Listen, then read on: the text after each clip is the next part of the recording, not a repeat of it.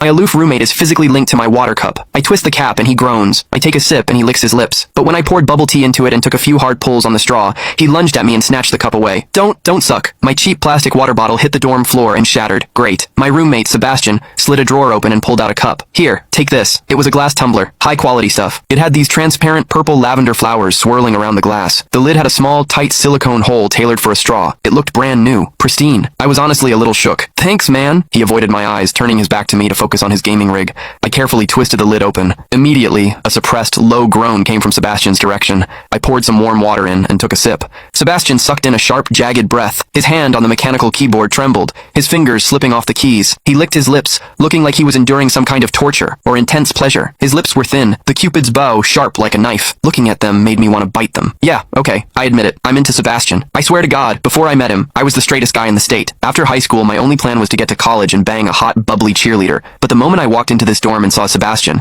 that plan went out the window. 4 years of college and he's the only one I want to mess around with. But I couldn't tell him. No way. I was terrified that if I spilled my guts, we wouldn't even be friends anymore. Because Sebastian is straight. Like, painfully straight. Only 2 weeks ago, he turned down a senior, a varsity swimmer, total stud, who asked him out. After that, Sebastian came back to the room and sat at his desk with a face like thunder for hours. The guy must be a raging homophobe. Maybe it was because the cup was a gift from my crush, but that warm water tasted sweeter than usual. It had a weirdly good aftertaste. I grabbed a straw from my desk and shoved it deep into the hole on the lid. The second I did, a strangled moan ripped out of Sebastian's throat. He bolted up and sprinted into the bathroom. Weird. We were just gaming. Why the hell did he suddenly need a shower? He didn't even grab a change of clothes or a towel. My hearing has always been too good for my own good. Through the thin bathroom door, I heard whimpery, muffled sounds. Soft, hot, suppressed. As a dude, I knew exactly what that sound was. He was jerking off. When I get horny, I usually wait until lights out and hide under the covers like a rat. But Sebastian, it's the middle of the damn day and he just goes for it? Talk about high testosterone. Sebastian is gorgeous. He's got that cold, don't touch me vibe, but his eyes are sharp, almost like a fox. He looks like a priest who's secretly a sinner, tempting as hell. I've heard people say his smile is killer,